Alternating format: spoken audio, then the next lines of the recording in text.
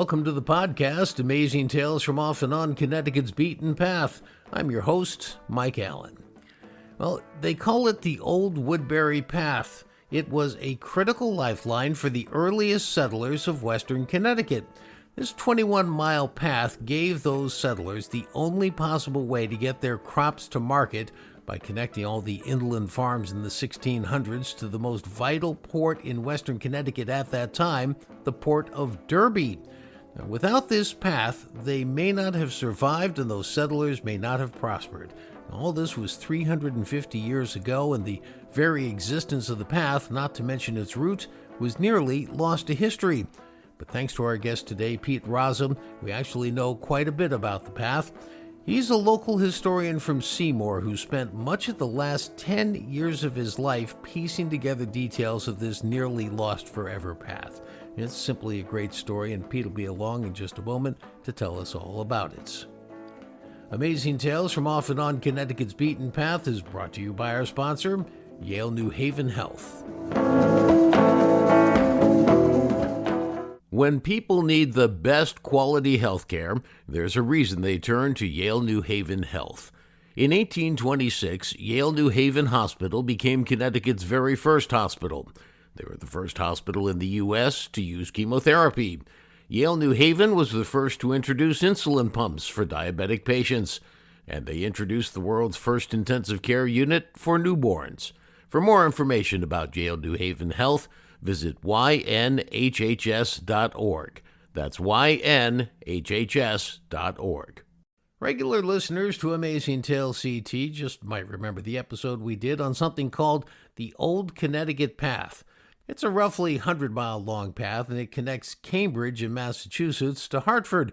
That's where Thomas Hooker led 100 Puritans from the Massachusetts Bay Colony back in the 1630s to the eventual state capital of Connecticut, where he founded the city of Hartford. Well, that path was walked 400 years ago, and parts of it are still walkable just like in the old days. Well, today we're going to have a similar story, except it's a path in western Connecticut. Now, this path is only about a fifth of the length of the Old Connecticut Path, but the Old Woodbury Path was also critically important to Connecticut's developments. This 21-mile path connected Woodbury, which at the time was a small but growing community and the first real prominent settlement in that part of the state, with Derby. Now, why Derby? Well, Derby had a very important thing going for it back in the 1600s, and that was that two rivers intersected, the Housatonic and the Naugatuck, right where Derby's located. Now, in those days, a river intersection was just as good as a highway intersection is today. In fact, Derby was called, believe it or not, the New Boston. It was the first major port in western Connecticut developed for trading food grown in Connecticut with the Caribbean, where molasses, sugar, and other commodities could be obtained. Now, the development of the Old Woodbury Path opened up a large section of the state to further development. It was the first major overland trading path developed, and it connected all of sort of northwestern Connecticut to the East Derby Landing, which was the name of the port in Derby. Now, we know about this path due to the painstaking efforts of Seymour resident Pete Raza. Pete has dedicated the last 10 years of his life to piecing together both the actual route as well as the backstory of the path, including the development of Derby and Woodbury. So, Pete, I've gotten to know you over a couple of months now, probably a year since you and I first touched base, and what amazed me from the first time that you and I spoke was the fact that you have devoted 10 years of your life, now more than 10 years, uncovering this path. It's so important historically. The first question I'm going to ask you is, what got you on this path of tracking down the path? Well, my wife, Barbara, and I are ardent hikers. We live in an area where there are a lot of different trails that people don't really know about. And I was asked by the Seymour Land Trust about 11 years ago to lead a hike in the Seymour area, Ansonia area, where people become more interested in it. So we agreed, and we wound up at Fountain Lake in the Seymour-Ansonia border. We met three guys that were artifact collectors. They were looking for Native American points ATVs were coming in there, unfortunately, and they would dig up the land with their tires, and these guys would come the next day and they would find Native American points there. And some of them were paleo points from 8,000 years ago. And we were talking during a conversation, we were asked if we had known there was a stagecoach road in that area. And I had no idea that was anything like that in Seymour. So he told us where it was, and Barb and I, we took a walk, and we found that there were remains of an old road going up the hill from where we were hiking at Fountain Lake. We followed it up, crossed over a main road, and it kept going past an ice dam and an ice lake. That whetted our appetite. We decided to do a little research on it. We went back a couple weeks past that, and then we met one of the old-timers there, and he took us on a tour of another section of the old road that led down from Fountain Lake to Route 8 in Ansonia. And this was a wide road built up on the lower side by huge boulders, and it was more than a farm road. It was an old ancient road made for carts. Now, let me interrupt you here for a second, because I think this is important for people to understand. What's the difference between a farm road and the path that you're talking about? Can you kind of define those a little bit? A farmer owned probably 100 acres at that time. That's about most he could handle. And he had little roads that would lead to his fields, one lane and only made for a tractor or for a cart. But a road, an ancient road, was 2 cart roads wide. It was made for a smooth riding with carts or with other stagecoaches perhaps or other wagons. And it led from one place to another. It wouldn't just end at the farmer's land. It kept going. We did a lot of research on it, and we found that there wasn't much in the literature in this area. We found the 3 old history books for Derby, Seymour, and Woodbury, and we found bits and pieces of a road called the Woodbury Path, or the old road, the old stagecoach road, the road leading over Rockhouse Hill, and so on. By putting it all together, we were able to determine that it was more than a farm road. It was actually a transport road between 2 cities.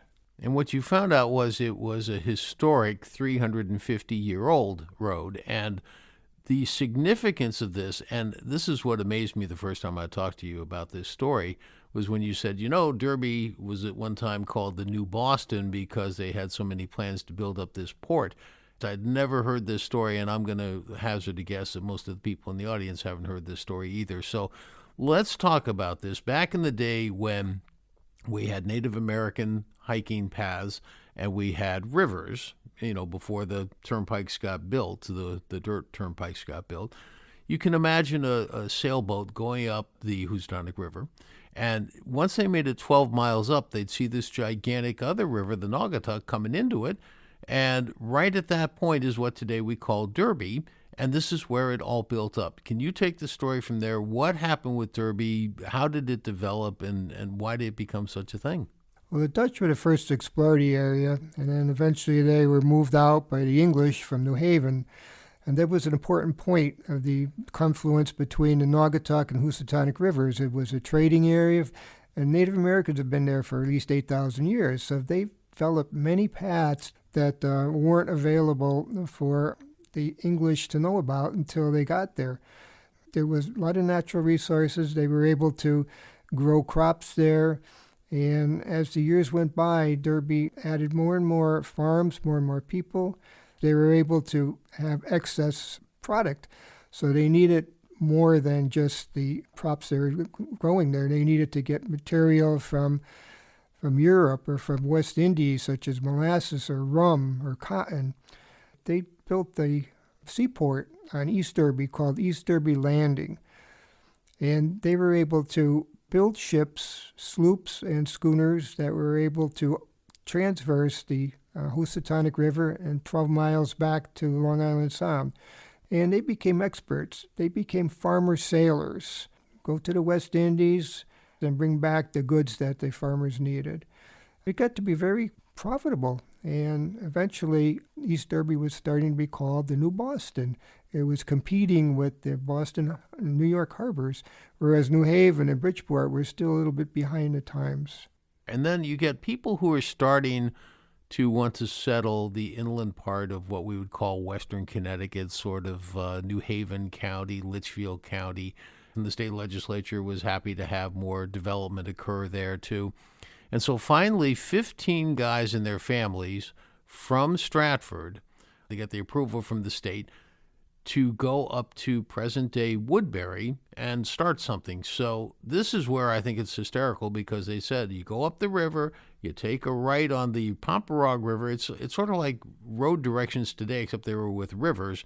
And they looked at the Pomperaug and they said, they must not have meant that right. And they went up to the next one, which was the Chippewa River, and said, yeah, we'll take this one. So they got off the wrong exit of the river. But explain from there what happened. They had their 15 men, their wives, their children, and they were in canoes and rafts. I mean, this is just crazy. And how many miles did they go? And tell us that story. It's about 30 miles from Stratford to present-day Woodbury, Southbury area. And it's an amazing story. They sailed up against the tide, against the current, with their families, made that trip. They didn't listen to their wives, who got mad at them for taking the wrong turn. You didn't ask for directions, honey. Now we're in the wrong town. So they wound up in Roxbury. They couldn't go any farther because of the falls and the rocky area. So then they knew that they had made a mistake. They decided to cross over the hills there. They saw before them a big wide expanse called the Pomperaug. That was what granted them by the state. So they went down there, their families and little kids. I don't know how old they are, but you know how hard it is to travel with kids today, which you could imagine in a raft or a canoe. They wound up in the Settlers Park in Southbury, stayed there for a couple nights, and then determined that it was a floodplain. They eventually moved to where Woodbury is located. They lived there on their farms for a year before they decided that they needed to make a mill there. So they sent two fellows on horses back to Stratford to pick up two millstones, which were only about 2.5 feet wide. And then they came back with them. These two riders on horses, they took a Native American path that led from Woodbury all the way down to East Derby, and then they forded the river there and went another Native American path to Stratford, picked up their two millstones, carried them between two horses, and came back to Woodbury. So that's the first evidence I found of the Woodbury Path in existence. The Woodbury Path between Woodbury and East Derby, one of the greatest commerce roads in this section of the state. And this is the impressive part. It's just like any other colonial development. It took them a while to get crops going to the point where first they were, sustaining themselves, and then they had to have excess that they needed to trade and get, like you say, the molasses and other stuff back.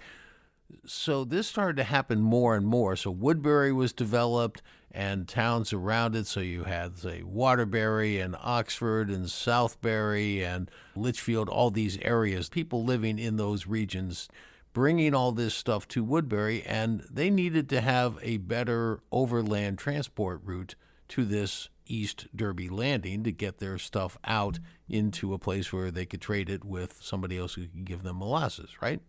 Exactly. Now, Woodbury got a little bit of slower start than Derby. Derby already had about 15 to 20 years of experience on seafaring and bringing their crops to different towns along the coast and even to the Caribbean. Now, in 1675, General Assembly said, well, Woodbury needs to be developed better.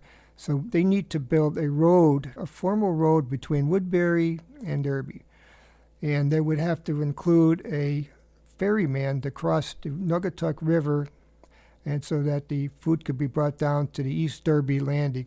They were going to do that, but then King Philip's War broke out, and because of the brutal nature of that war in the upper New England areas, the settlers from Stratford got very scared, so they all moved back to Stratford.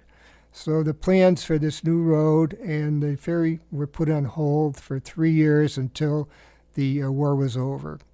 Once the war was over, General Assembly wanted the road to be built, but the settlers from Stratford said, well, we're comfortable here now. It's safe here now. But they didn't want to go back. And they said, well, you're going to have to pay tax from Stratford and in Pomperaug. So right away, the settlers decided, we're going back to Pomperaug. So they went back there. It became a center for the Litchfield area. Other towns up in Litchfield County were being developed, and they needed also a place to bring their crops to a market in exchange for material that they couldn't buy here. Now, this path, I know you weren't there and didn't oversee construction and how it was done, but you've been able to use your detective skills to find out things. There's something, for example, called a thank you, ma'am. Would you explain what a thank you, ma'am is on a trail like this? Well, one of the portions of the Woodbury Path, you had to move up to Great Hill Road. It was the hilly road. It's about 500 feet difference between that and sea level. And in order to do that, if a cart was going straight up the hill, you'd have the horses or the oxen would have a tough time. So what they did was make a series of switchbacks that go up, take a left turn, and then make a right turn, and then they squiggled their way right up to the top. And in between, there were flat areas where a horse can or ox can rest there and not have to pull the load up. The horse or oxen would say, "Thank you, ma'am, for this rest stop," because I was getting a little bit tired. Now, one of the other things, you've shown me lots of pictures of this, and it's phenomenal to me that when you got to these parts where you had some hill, they actually had like a two-way road, right? They had one going up, a lane going up, and a lane coming down. Can you explain that? Again, at Fountain Lake, it's a hilly place, even with thank you, ma'ams. And if a person is riding on a horse or ox is pulling a heavy load going up the hill and another one's coming down the hill, now who's going to move aside? So what they did was make two lanes. They made one lane for uphill and then the other lane for downhill. That way the ox carts can pass by without interfering with each other. There were so many carts coming up and down the road that in East Derby, going over the Naugatuck River to East Derby Landing, for half a mile the carts would be backed up. It'd take almost a day for them to unload their material at the shipyards and then return with whatever imported goods they had wanted. So this was about a 21-mile long old Woodbury Path, right? And it took, 2 days? There were several ordinaries or taverns along the way where the transporters, the teamsters can spend a night. There were a place called Hell House. People would get together and talk about news because there were very few newspapers back then, especially they weren't up to date. And they were drinking and carousing and having fun. But that's a place that they could stay over. And there were other more formal inns along the way. The General Assembly said every 17 miles there should be a hotel or an ordinary or tavern along the way so transporters can get a good night's sleep. Some of them are still in existence. So now Derby is having this great explosion of wealth and prosperity, but it had a couple problems, right? The Housatonic River, where it empties into Long Island Sound, had a big sandbar that at low tide only allowed 3 feet of clearance, so you couldn't bring a big boat out there unless it was high tide, number one. And number two, the Derby port itself during the winter, the really bad winters back then, used to freeze over too, so it wasn't necessarily year-round. And then other areas started to grow up. Is this pretty much what rang the death knell for Derby in terms of being this new Boston? As you mentioned, the Housatonic River is dependent upon tides, it's dependent on the weather. Rivers would freeze over in the wintertime, and then in the springtime, the ice starts breaking up into large chunks. And they would start floating down the river, and then they would get stuck, usually between bridges, and get building up higher and higher and higher. And meanwhile, there's more pressure coming down, and so it would just collapse the bridge. So that was a problem. And then with the increased farming in the area, more and more silt was rushing into the river, too, the Naugatuck and part of the Housatonic, and getting more sandbanks built up along the river and caused some of the ships to be grounded there. At that time, bigger boats were being built in Boston and Newport and New York to go across the ocean. Boats twice or 3 times as big as the ones that can navigate the Housatonic. So they couldn't handle those in Derby. Second thing, the turnpikes were being built around the end of 1700. And those were mostly private affairs where they would come in and straighten roads out and make it more comfortable to take a trip from one city to the other. They went directly to New Haven, which had a deep water port, was open all the time. It was quicker, it was more dependable. The bigger ships coming in, they bypassed the people in Derby, and some of the people in the warehouse in Derby would sit on their porches and watch the traffic go by and not stop at Derby, and they would cry over it. And today, Pete says he himself gets a little bit sad when he thinks of how much of the old Woodbury Path has been paved over and forgotten to time. He's pretty concerned about active development projects that are targeting sections of the trail. Now, parts of the original route do still exist, and Pete has managed to map the 21-mile course on the giant board in his living room, which he's preparing to publish, thankfully. And he's had a lot of help from Southbury town historian John Dwyer. John was there to help pinpoint parts of the path, particularly through his town, and he also added stories about its past youth. All in all, it's a formidable effort, allowing us some 350 years after the fact to be able to go back and get a taste of our colonial heritage.